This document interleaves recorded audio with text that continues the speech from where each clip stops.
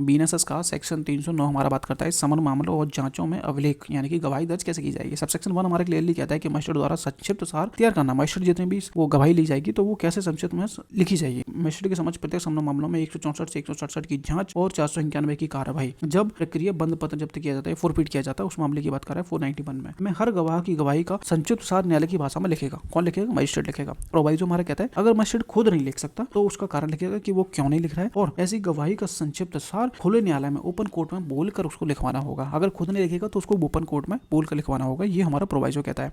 Second कहता है कि अभिलेख का प्रमाणन यानी कि जो भी गवाही दर्ज की जाएगी उसका जो प्रमाण होगा उसमें नीचे प्रमाणित करना होगा, यानी कि साक्ष्य के ज्ञापन का मजिस्ट्रेट द्वारा हस्ताक्षर किया जाएगा और ऐसा जो आपने ज्ञापन तैयार किया है गवाही का वो मुकदमे के रिकॉर्ड का हिस्सा माना जाएगा।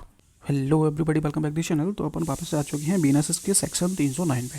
ठीक है, 308 तक मैं क्लियर करा चुका हूँ और आज की वीडियो हम पढ़ेंगे 309। ठीक है, तो रिवाइज कर लेते हैं। पहले 308 में हमने क्या पढ़ा था? 308 में हमने पढ़ा था कि जो साक्ष्य एविडेंस लिए जाएंगे वो एक्यूज की हाजिरी में लिए जाएंगे। ठीक है, अगर एक्यूज नहीं होगा तो उसके बदले में उसका वकील भी हो सकता है, उसके हाजिरी में ही ऐसे एविडेंस लिए जाएंगे। दोनों में से कोई भी एक होगा तो उसके एविडेंस लिए जा सकते हैं। ठीक है, अब यहाँ पर क्वेश्चन उठता था कि भाई जो हाजिरी है वो कैसे हो सकती है? वो फिजिकली भी हो सकती है, वो वीडियो कॉन्फ्रेंसिंग के माध्यम से भी हो सकती है।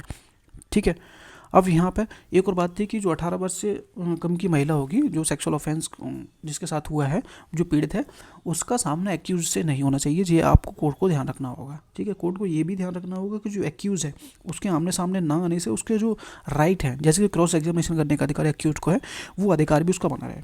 तो ये हमने 308 में पढ़ा था। और आज की वीडियो हम देखेंगे क्या समन मामलों और जांचों में अभिलेख यानी कि गवाही दर्ज कैसे की जाएगी, वो 309 में बताया गया है। चलिए एक बार देखते हैं।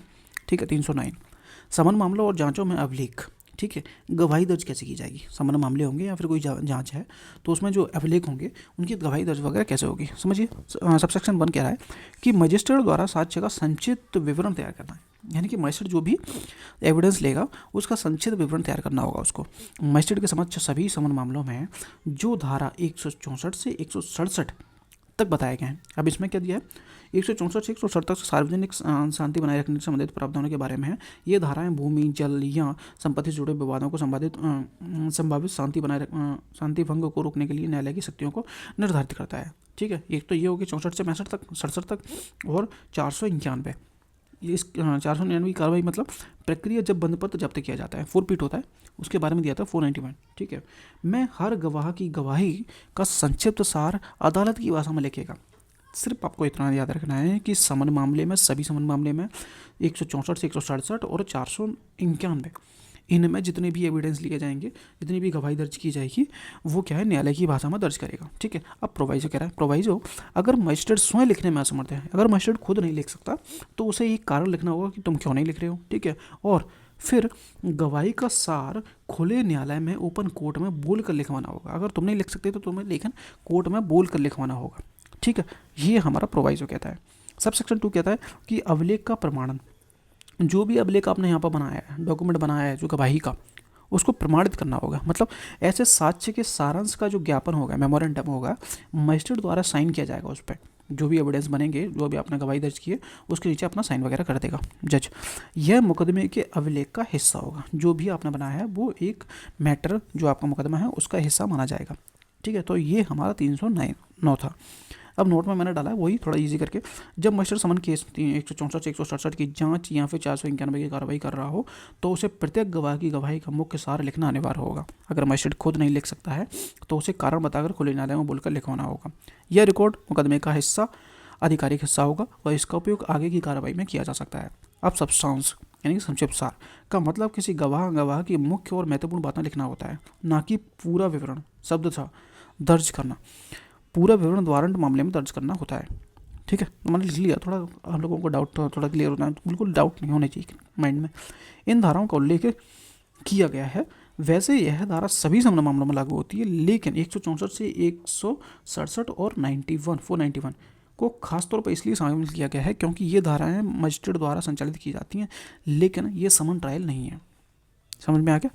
ठीक है, तो ये था हमारा यहाँ पर प्रतिशब्द और संक्षिप्त सार। मतलब क्या होता है, कोई भी बदलाव नहीं होता, जैसी गवाही दी है उसने वैसे ही लिख देना होता है प्रतिशब्द में, और सार सब्सटेंस में। में गवाही का संक्षिप्त सार मुख्य अंश लिखा जाता है, यानी कहानी का संक्षिप्त सार में लिखा जाता है। तो एक बार 309 को फिर से रिवाइज कर देते हैं। बीएनएसएस का सेक्शन 309, बीएनएसएस का सेक्शन 309 हमारा बात करता है समन मामलों और जांचों में अभिलेख यानी कि गवाही दर्ज कैसे की जाएगी। सब सेक्शन 1 हमारे क्लियरली कहता है कि मजिस्ट्रेट द्वारा संक्षिप्त सार तैयार करना। मजिस्ट्रेट जितने भी सारे एविडेंस लिए जाएंगे, वो गवाही ली जाएगी, तो वो कैसे संक्षिप्त में लिखी जाएगी। मजिस्ट्रेट के समझ प्रत्येक समन मामलों में 164 से 167 की जाँच और 491 की कार्रवाई। जब प्रक्रिया बंद पत्र जब्त किया जाता है, फोरफिट किया जाता है, उस मामले की बात कर रहा है 491 में हर गवाह की गवाही का संक्षिप्त सार न्यायालय की भाषा में लिखेगा। कौन लिखेगा? मजिस्ट्रेट लिखेगा। प्रोवाइजो हमारा कहता है अगर मजिस्ट्रेट खुद नहीं लिख सकता तो उसका कारण लिखेगा कि वो क्यों नहीं लिख रहा है, और ऐसी गवाही का संक्षिप्त सार खुले न्यायालय में ओपन कोर्ट में बोलकर उसको लिखवाना होगा। अगर खुद नहीं लिखेगा तो उसको ओपन कोर्ट में बोलकर लिखवाना होगा। ये हमारा प्रोवाइजो कहता है।